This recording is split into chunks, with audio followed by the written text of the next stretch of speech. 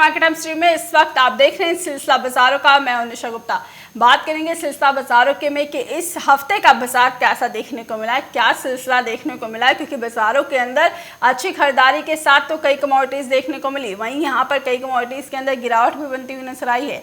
अब आने वाला हफ्ता कैसा रहेगा सोने, चांदी, कच्चा तेल और बेस मेटल्स के लिए और उसके साथ ही एग्री कमोडिटीज के लिए, ये जानने की कोशिश करेंगे। इस वक्त हमारे साथ जुड़े हुए हैं मोतीलाल ओसवाल के वाइस प्रेसिडेंट अमित सजा जी। उनसे जान लेते हैं आने वाला हफ्ता कैसा रहेगा। अमित जी, स्वागत है आपको मार्केट टाइम्स टीवी पर। अगर अमित जी बात करें एग्री कमोडिटीज़ के लिए, क्योंकि एग्री के अंदर हमने काफ़ी अच्छी खरीदारी कमोडिटीज़ के अंदर देखी है। इस हफ्ते के अंदर हमने मसालों में काफ़ी जोरदार तेज़ी देखी, खाद्य तेलों के अंदर काफ़ी अच्छी तेज़ी रही है, तो आने वाला हफ्ता कैसा रहेगा? आने वाले सप्ताह में एग्री कमोडिटीज़ में क्या रुझान रह सकता है, इसकी चर्चा करेंगे और इसकी शुरुआत करते हैं चने से। पिछले हफ्ते हमने चने में देखा कि 4,600 से लगभग 4,900 तक की अच्छी तेज़ी हमें देखने मिली है और लेकिन हफ्ते के आखिरी कारोबारी दिन यानी फ्राइडे को हमने देखा कि 4,900 से स्लिप होकर करीबन 4,750 के करीब की क्लोजिंग आई है। तो आने वाले सप्ताह में ऐसा लग रहा है कि 4,900 जब तक नहीं निकल पाता तब तक मुनाफा वसूली बाज़ार में दिख सकती है और हम और नीचे के स्तर यानी दोबारा 4,650 से 4,680 तक के स्तर देख पाएंगे शॉर्ट टर्म बेसिस। तो बिकवाली की सलाह होगी अगले हफ्ते में यानी सेल ऑन राइज, उछाल पे बिकवाली की जा सकती है जहाँ तक चना का सवाल है। एडिबल ऑयल कॉम्प्लेक्स में भी हमने देखा कि पूरे हफ्ते तेज़ी का रुझान बना रहा और जो इनिशियली टारगेट्स थे 1180 से 1195 के वो हासिल हो चुके हैं। यहाँ तक कि 1200 के ऊपर के लेवल भी हमने रिफाइंड ऑयल में आते हुए देखे हैं।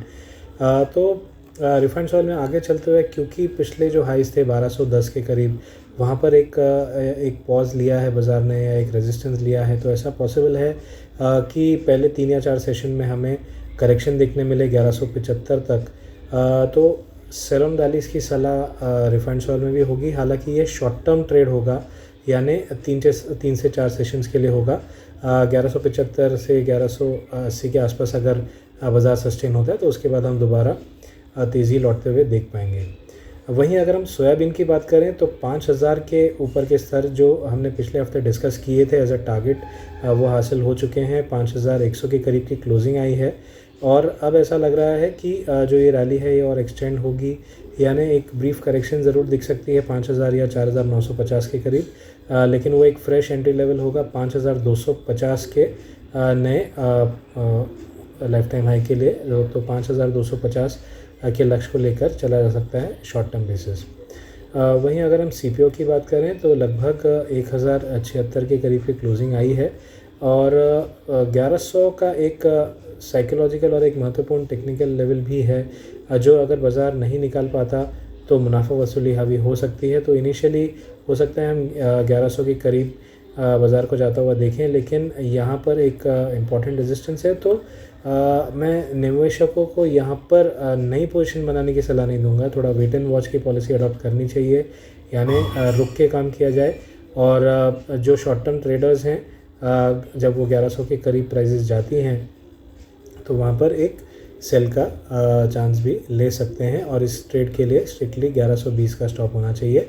डाउन साइड में 1,050 तक के लक्ष्य हमें दिखने मिल सकते हैं। Coming to cotton seed oil के क्या बिनौला फल की बात करें तो हमने एक अच्छी खासी करेक्शन आते हुए देखी है और बाज़ार 2,220 के करीब क्लोज दिया है।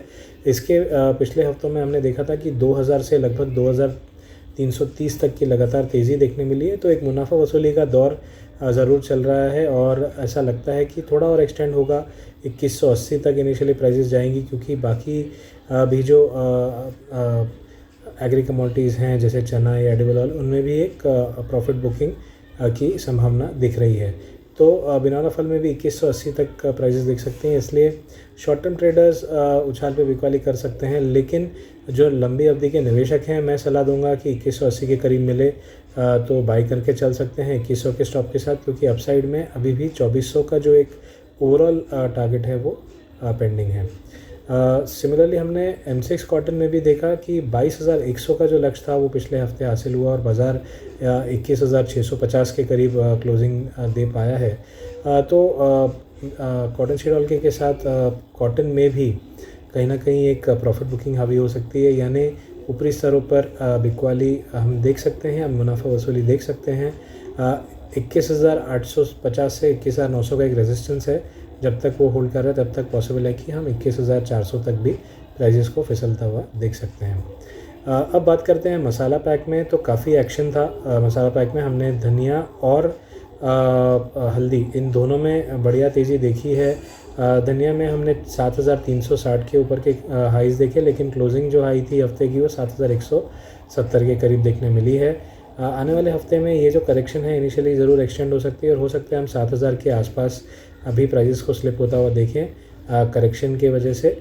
लेकिन इसमें जो अभी भी टॉप है वो नहीं बने हैं। मुझे लगता है कि 7,600 तक ओवरऑल प्राइजेस जा सकते हैं। तो यदि 7,000 के करीब दाम मिलते हैं तो 6,800 के स्टॉप के साथ में बाइंग करना मैं प्रेफर करूंगा, और 7,600 का एक न्यू हाई वो हासिल हो सकता है। सिमिलरली हल्दी में भी अगर हम देखें तो करीबन 8,300 के आसपास की क्लोजिंग आई है, जबकि हाईज़ हमने 8,800 के ऊपर के देखे हैं। पोजिशनली इसका जो लक्ष्य है वो 9,100 का अभी भी ओपन है। तो ये करंट जो मुनाफा वसूली है हो सकता है 8,100 से 8,050 तक एक्सटेंड हो जाए। बट जो लंबी अवधि के निवेशक हैं उनको मैं सलाह दूंगा कि वो लेवल पे बाइंग कर सकते हैं 7,800 के स्टॉप के साथ में, और 9,100 का जो लक्ष्य है लंबी अवधि का वो टारगेट अचीव हो सकता है। साथ ही अगर जीरे की बात करें तो जीरा हमने पहले भी बात किया है कि 13,800 के ऊपर जब तक क्लोजिंग नहीं आती तब तक जो अपसाइड मूव होगा वो लिमिटेड होगा, यानी जीरा एक ब्रॉडली एक दायरे में ट्रेड कर सकता है, जो दायरा 13,800 और नीचे में 12,900 से 13,000 तक का हो सकता है। तो क्योंकि हम देख चुके हैं कि 13,800 के ऊपर सस्टेन होने में सफल नहीं रहा है, तो अब नीचे की तरफ का रुख रह सकता है और 13,000 के करीब प्राइजेस जा सकती हैं। तो उछाल पे बिकवाली की सलाह होगी जीरे में भी। साथ ही ग्वार सीड की बात करें ग्वार कॉम्प्लेक्स में तो 4,000 के करीब दोबारा प्राइजेस जाते हुए देखी, लेकिन वहाँ से फिर फिसल के नेगेटिवली क्लोज दिया है 3,900 के नीचे। तो पिछले हफ्ते जो रुख था और हमारी बात हुई थी कि 3,700 की एक पॉसिबल मूव देख सकते हैं डाउन साइड में, वो अभी भी पॉसिबिलिटी बनी हुई है। इस वजह से 3,950 के करीब अगर मिले तो 4,050 का स्टॉप लेकर बिकवाली कर सकते हैं। लंबी अवधि के लिए 3,700 का लक्ष्य लिया जा सकता है। शॉर्ट टर्म बेसिस भी 3,820 का एक इमीडिएट टारगेट लेके चला सकता है। सेम वे अगर ग्वार गम की बात करूं तो 6,200 के करीब की क्लोजिंग आई है। 6,450 6,500 काफ़ी इंपॉर्टेंट रेजिस्टेंस है। जब तक ये लेवल ब्रीच नहीं हो पाता या नहीं निकल पाता ऊपर में, तब तक उछाल पे बिकवाली की ही सलाह होगी, और डाउन साइड में 6,000 और उसके बाद 5,850 ये एक लंबी अवधि का टारगेट लेके चला सकता है। तो ये था एक दौरा कि एग्री कमोडिटीज़ में अगले हफ्ते क्या रुझान रहेगा। धन्यवाद जी। यानी यहाँ पर बाज़ारों के अंदर पूरे ही कमोडिटी मार्केट की अगर हम बात करें जिस हिसाब से इस हफ्ते के अंदर तेज़ी देखने को मिली, क्योंकि ये हफ्ता काफ़ी अच्छी तेज़ी की तरफ रहा है। धनिया की अगर हम बात करें तो 10% के आसपास का उछाल देखने को मिला। उसके साथ ही यहाँ पर हल्दी के अंदर 11% के आसपास का उछाल देखने को मिला है एक हफ्ते के अंदर अगर हम बात कर रहे हैं।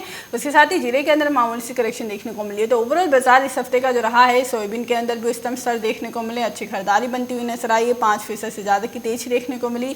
मस्टर्ड सीड और रिफाइंड ऑयल के अंदर भी ये बाजार 4% से ज़्यादा की तेज़ी के साथ इस हफ्ता बंद होता हुआ नजर आया। तो ओवरऑल बाजारों का जो ट्रेंड रहा है इस हफ्ते का, काफ़ी अच्छी खरीदारी देखने को मिली। लेकिन आने वाले हफ्ते के लिए यहाँ पर अमित जी मुनाफा वसूली के संकेत दे रहे हैं, क्योंकि बाजारों के अंदर काफ़ी ज़्यादा अच्छी खरीदारी देखने को मिल चुकी है।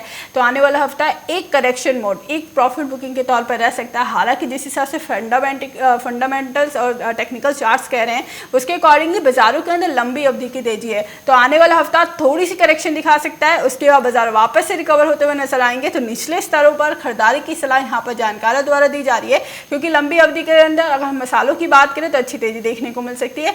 मसालों के अंदर एक अच्छी खरीदारी की सबसे बड़ी वजह जो बनती हुई नजर आ रही है, अब धनिया के अंदर भी यहाँ पर डिमांड इंटरनेशनल की तरफ से भी बनती हुई नजर आ रही है, जिसकी वजह से धनिया की कीमतों के अंदर एक तेजी के आसार देखने को मिल सकते हैं। जीरे के अंदर उत्पादन तो अच्छा है, लेकिन डिमांड अच्छी देखने को मिल सकती है। धनिया के अंदर सबसे अच्छी जो तेजी देखने को मिलेगी, क्योंकि अब यहाँ पर रमज़ान की छुटपुट डिमांड निकलती हुई नजर आ रही है। वहीं उसके साथ ही गल्फ देशों में रमज़ान की वजह से धनिये की डिमांड काफ़ी अच्छी देखने को मिली और राजस्थान एमपी के कई इलाकों में आवकों कम होने की वजह से भी यहाँ पर सपोर्ट मिलता हुआ नजर आ रहा है।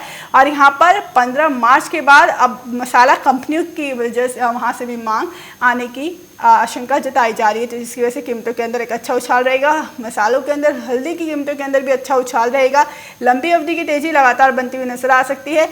2016 के रिकॉर्ड स्तर को तोड़कर हल्दी इस हफ्ते के अंदर एक नया रिकॉर्ड स्तर हासिल किया है। 5 साल के हाईस पर हल्दी ट्रेड हो रही थी, वहां से बाजारों ने काफ़ी अच्छा एक रिटर्न दिया है। एक हफ्ते के अंदर 10% से ज़्यादा को उछाल दिया। वहीं जनवरी से अगर हम बात करें तो हल्दी के अंदर लगभग 43 से 44% का उछाल देखने को मिला, तो काफ़ी अच्छा उछाल 1.5 से 2 महीने के अंदर हल्दी ने दिखाया है। उसके साथ ही हासिल बाजारों के अंदर भी हल्दी ने लगभग 28% का बढ़ोतरी दिखाई है, तो हल्दी के अंदर अच्छा उछाल देखने को मिल चुका है। लंबी अवधि में भी ये उछाल जारी रह सकता है। तो ओवरऑल बाजारों का आउटलुक लंबी अवधि के लिए तो पॉजिटिव है, लेकिन आने वाले हफ्ते के लिए एग्री कमोडिटीज यहाँ पर मामूली सा मुनाफा वसूली करेक्शन देखने को मिल सकती है। यानी जिस स्तर पर अगर आप खरीदारी करते हैं तो लॉन्ग टर्म में फिर से एक बार अच्छा मुनाफा कमा सकते हैं। अभी के लिए सिलसिला बाजारों में बस इतना ही। आगे खबरें देखने के लिए देखते रहिए market Times TV. Market Times TV पर चल रहा है बूझो तो जाने क्विज कॉन्टेस्ट। अब आपके पास मौका है हर रोज इनाम जीतने का। जी हाँ, मिक्सी, ग्राइंडर, मोबाइल फोन और ना जाने क्या क्या। अगर आप मार्केट टाइम्स टीवी के सब्सक्राइबर हैं तो हर रोज आप जीत सकते हैं मार्केट टाइम्स टीवी पर आकर्षक इनाम। और अगर आपने मार्केट टाइम्स टीवी को सब्सक्राइब नहीं किया है तो तुरंत सब्सक्राइब करें। मार्केट टाइम्स टीवी पर चल रहा बूझो तो जाने क्विज कॉन्टेस्ट, जिसमें हम हर प्रोग्राम के अंत में पूछते हैं आपसे अर्थव्यवस्था, कमोडिटी बाजार, मंडियों का हाल, शेयर बाजार पर सवाल। सही जवाब देने वालों में से विजेता को लकी ड्रॉ के द्वारा चुना जाता है और उस विजेता को मिलता है मार्केट टाइम्स टीवी की तरफ से पुरस्कार। बस आपको सवाल का जवाब देने से पहले मार्केट टाइम्स टीवी को भी सब्सक्राइब करना है। आज का सवाल है, भारत के किस प्रदेश में सोयाबीन की खेती का सर्वाधिक क्षेत्रफल है? आपके ऑप्शंस हैं option A Madhya Pradesh, option B Rajasthan, option C Uttar Pradesh, option D Punjab. जवाब के लिए टाइप करें soybean A, soybean B, soybean C या फिर सोयाबीन डी। आपको मार्केट टाइम्स टीवी चैनल को सब्सक्राइब करना है और जवाब व्हाट्सएप करना है। आप जवाब व्हाट्सएप कर दें 9953882229 पर। आप में से लकी विजेता जीत सकता है टोस्टर।